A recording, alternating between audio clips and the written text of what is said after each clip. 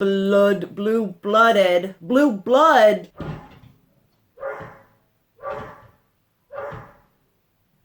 Hello y'all and welcome back to my channel.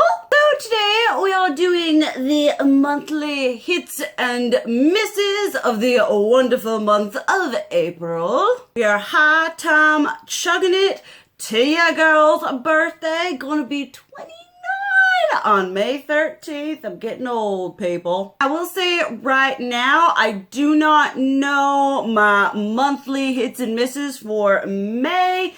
I'm not sure if it's gonna be filmed here or in Tennessee because timing and everything is a little open-ended right now. But we will cross that bridge when we get to it, and let's deal with what we have today. And I'm gonna start with a real obvious one. We have the Jeffree Star Blue Blood. I'm so used to saying blood sugar, and I honestly think for some reason blood sugar for me is easier to say than blue blood. I don't know. I have a review on this. I will leave that link down below. The quality of this palette is absolutely beautiful. I just gotta give that credit where credit is due. It is just so stunning. And what I find that's really funny about this palette and kind of why I've been loving it so much is, first off, I will say with the blood sugar palette, that is a palette I reach for probably at least once a week. And I reach for it to use all the colors in it, whatever. In this palette, I'm reaching for it, but I'm not reaching for it to just use these colors to create a look. I'm not using this alone. I'm pulling it out for colors like Flourishing, Blue Monday,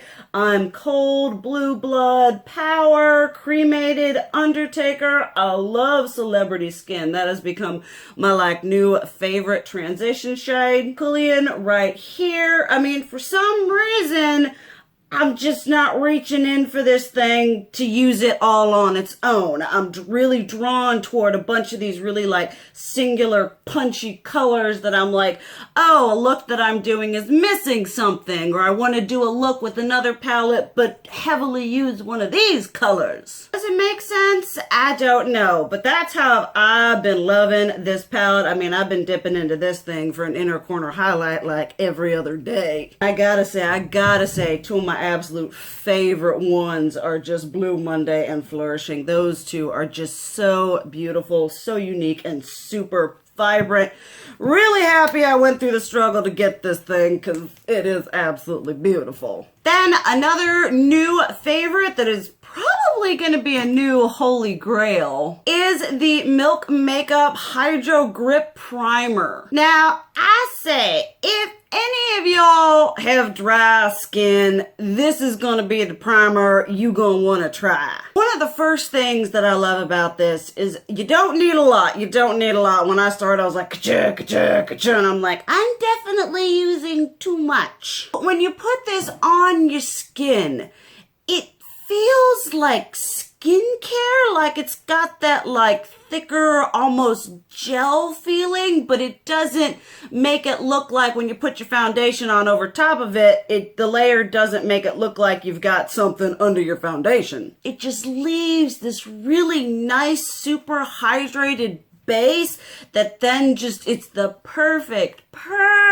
canvas for your foundation, which it just clings onto, and then it smooths it all out and makes your foundation distribute evenly. It makes it not look cakey, giving you this lovely false sense of hydration. I mean, I know for a fact I'm gonna need to get me some more of this because I absolutely love it. I actually want to get one and maybe even try it as skincare, use it as a moisturizer. I don't know if I'm crazy in that sense or whatever, but it just feels so good on my skin. And then even after I take my foundation off and everything, my skin underneath does not feel like, why have you betrayed me? Then two kind of primer and hydrating whatever that did not work.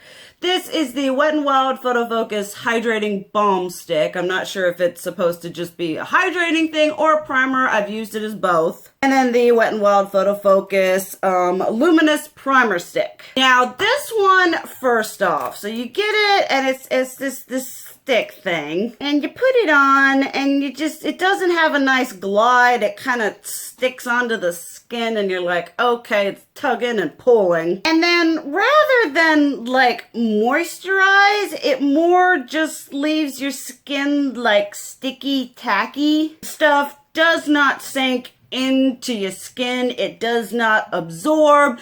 And when I used it as, you know, just a hydrating thing, didn't notice any hydration. I was just like, I'm just smearing something sticky on my face. And then when I tried using it as like a primer underneath foundation, what it did is it like picked up every little bit of texture, and it really did create this like sense of there's obviously something underneath my foundation. It did not do anything for longevity, did not do anything for moisture, did not make it look nicer. In fact, it made it look worse. And then this one, the luminous one of my biggest problems with this one is you put it on and it's like this like kind of faint shimmery gold whateverness, does absolutely nothing to luminize. If you put foundation over top of it, it's just like whoosh, no difference. But my biggest problem with it is that y'all probably can't tell, but it like emphasizes every little bit of texture that I have. Like I'm looking down in here and I'm like, oh, okay, every single line on my hand is magnified and intensified. And it just looks absolutely gnarly on the skin. I would say that it's very aging. Not flattering at all. Not something I would recommend. I mean, maybe if you have like baby butt smooth perfect skin and you want kind of a faint illuminating something, this could work for you. And I got a concealer that makes me so happy. This is the Colourpop No Filter concealer. This is so good. It is definitely my new favorite concealer. And what makes me especially happy about that is like my ultimate holy grail concealer, which I haven't repurchased because I haven't gone through another one, so I haven't justified it yet, is the Urban Decay concealer. And this one is honestly so similar to that. Like it gives you the same coverage and then it just blends out so beautifully. This stuff just looks so nice on the skin. A little bit goes a long way. It doesn't emphasize any fine lines or any texture, either with powder or without powder. This was just a real, like, kind of like a shot in the dark. Oh, everyone's talking about this. And then I'm just like, wow, it's amazing. I've just been really loving this, and I've been not so good like my project using up with my Tarte one because I've been like using this because I honestly think it's better. Then let's discuss some highlighters on the yay and the nay end of the spectrum of things. First of which being a product that even if it were absolutely awful, it would still be a favorite because it was sent to me by one of y'all. I don't know which one of y'all did it. You decided you wish to remain anonymous, but one of y'all did send me. This is the Becca Year of the Pig highlighter. This was something that I was gonna eventually get for myself because I love me a Becca highlighter. I'm a bit of an addict there, but it's expensive. It's limited edition. You know, I couldn't really review it, so I was kind of, you know, holding off on it. And then one of y'all were kind enough to put it in a box and send it to me. I mean, I cried. It was a very emotional moment. I mean, the highlighter itself is absolutely stunning. I feel like if Becca were to take this shade and make it permanent, they would get a lot of people would really like this because it's just a beautiful mixture of gold, champagne, and peach.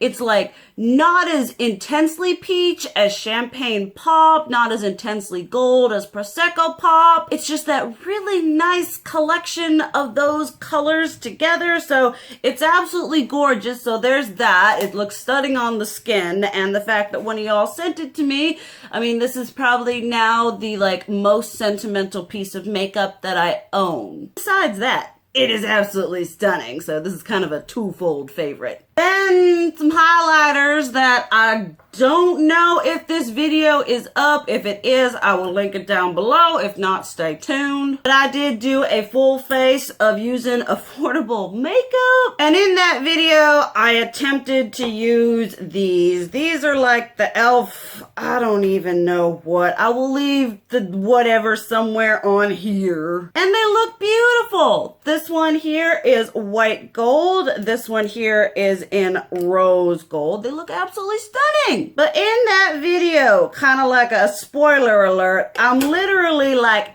digging my brush in there, and you get the faintest.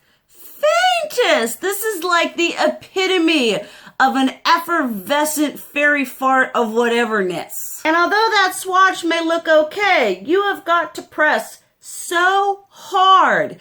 And when you're using a brush, it just doesn't pick up, period. And then you got this one. I've tried taking a tissue and like running it over the top of this to kind of maybe get the layer gone. But I mean, honestly, in the end, there are so many other brands that have affordable highlighters in this price point with way superior formulas. I'm like, what's the point? Why are we putting in the effort here? I mean, they just look so pretty in the pan, but they just don't do it on the skin. And the other thing is, whatever I could get off onto my skin just didn't look very nice. It was very like patchy, texture emphasizing, just not a cute formula on a whole. Then something from Fenty Beauty that's kind of like not so much a miss or not so much a hit as it is like really in the middle. My full face of